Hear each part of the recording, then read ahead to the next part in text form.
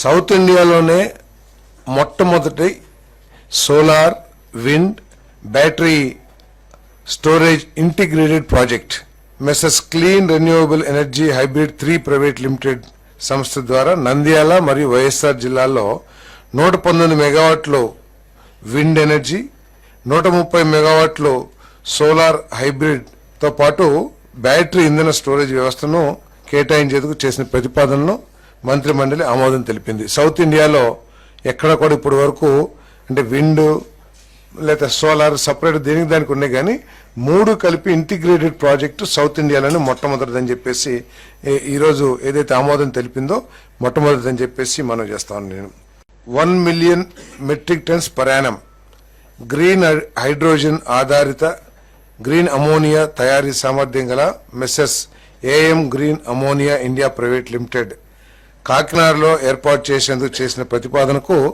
మంత్రి మండలి ఆమోదం తెలిపింది. ఈ ఫ్యాక్టరీని ఇంత ముందే రాష్ట్ర ప్రభుత్వం ఆమోదించిన గ్రీన్ ఎనర్జీ పాలసీ ఏదైతే ఉందో ఆ పాలసీకి అనుగుణంగానే దీనికి మరి ఆమోదం తెలపడం జరిగింది.